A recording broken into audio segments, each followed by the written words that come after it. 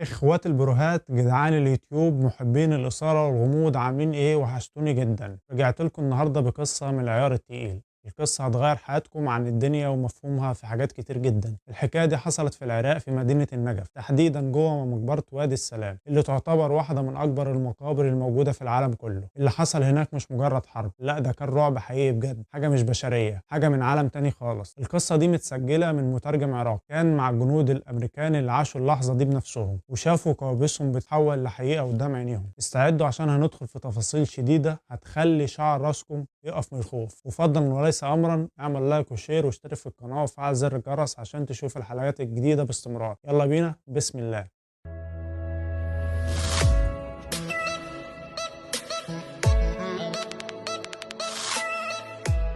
القصة دي حصلت سنة 2004 وقت الحرب في العراق، تحديدا في مدينة النجف. فرقة من الجنود الأمريكان كانت مع مواجهة عنيفة جدا مع قوات الجيش المهدي، وجيش المهدي ده كان زي قوة كبيرة كده في العراق عملها مقتدى الصدر بعد ما الأمريكان دخلوا العراق. الناس اللي كانوا فيه كانوا بيحبوا الشيعة وبكرهوا الأمريكان جدا، وكانوا بيعملوا حروب كتير ضد الأمريكان زي ما حصل في النجف. بعد كده حل مقتدى الصدر الجيش وحولوا لحاجة اسمها سرايا السلام. ببساطة جيش المهدي كان مجموعة من ناس بتقاتل، وسرايا السلام هو نفس المجموعة بس باسم تاني. المهم نكمل. في ليلة من الليالي الوضع بقى مستحيل.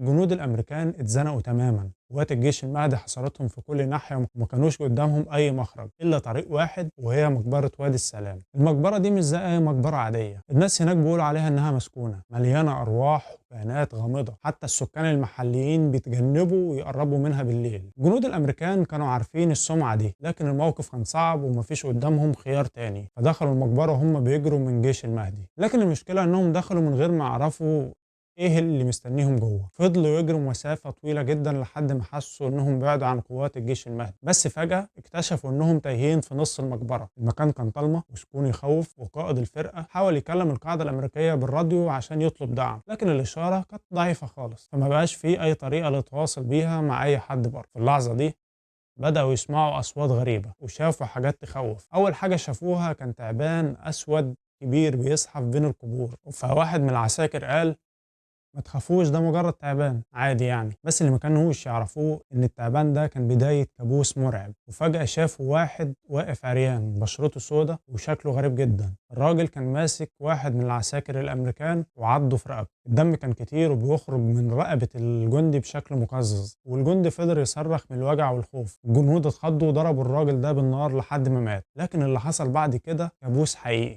الجندي اللي الراجل الغريب ده عضه فجأة قام ورجع للحياة تاني. العساكر حاولوا يداووا الجروح بتاعته بسرعة بس كانوا مرعوبين منه. عيونه بقت سودة تماما واسنانه طويلة وحادة وشكله غريبة كده يعني كأنه مش من البشر، فاهم انت؟ وفي نفس اللحظة شافوا التعبان الاسود تاني بيظهر وبيزحف ورا القبور، وفجأة ظهر واحد تاني شبه الراجل اللي قتلوه وهجمهم بسرعة تخوف. العساكر ضربوا النار لحد ما مات هو كمان، لكن الدم اللي نزل منه كان كتير جدا بشكل غريب، وبدأوا يشكوا ان اللي بيحصل ده حاجة مش طبيعية خالص. الجنود بدأوا يفهموا انهم مش قدام قوات من الجيش المهدي بس، لكنهم قدام كائنات غريبة من عالم تاني. الأفعى السوداء اللي شافوها كانت بتتحول لكائنات شبيهة بالبشر وكانت بتهاجمهم. كل ما يقتلوا واحد كان بيظهر تاني. الجنود كانوا مرعوبين ومش عارفين ازاي يهربوا من المقبرة دي. وفي وسط الرعب ده واحد من الجنود اللي عضه الكائن الغريب بدأ يحس بحاجة غريبة في جسمه. بدأ قلبه يدق بسرعة وحس إن في حاجة بتتحرك تحت جلده. فجأة جسمه بدأ يتشقق وبدأت أفعى صغيرة تخرج من جسمه. الجنود شافوا المنظر ده وكانوا مش مصدقين. الجندي ده مات على طول وجسمه كان متغرق بالدم.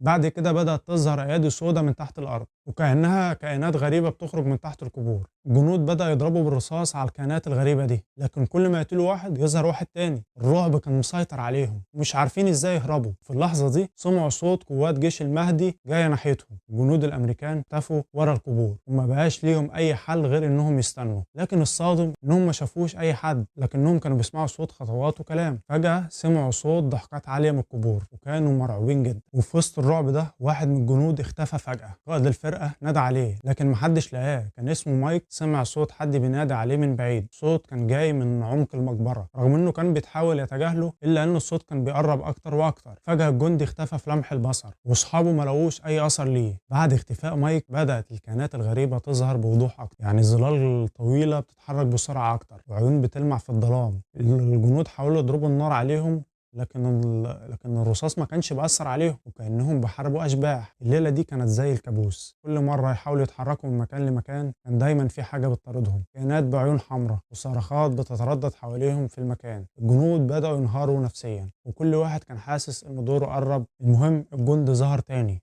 وشافوه في مكان بعيد وصدره مفتوح وماسك قلبه. الجنود شافوا المنظر ده وكانوا مش مصدقين. الجندي ده كان بياكل قلبه وهو بيضحك، وبعدين وقع على الأرض ميت. الرعب كان مسيطر عليهم، وقائد الفرقة قرر إنهم يهربوا من المكان ده أسرع ما يمكن. ففضلوا يجروا لحد ما وصلوا لبر المقبرة، وقدر أخيرا يتصل بالراديو ويطلب الدعم. بعد شوية طائرة هليكوبتر جت وأنقذتهم. الجنود الأمريكان رجعوا للقاعدة، لكنهم خسروا كتير من زمايلهم في المقبرة دي. القصة دي كانت كابوس مرعب، واللي حصل في مقبرة النجف مش هينسوه طول عمره. لو عجبكم الفيديو اعملوا لايك وشير وسبسكرايب وفعلوا زر الجرس عشان يوصلكم كل جديد. أشوفكم على خير.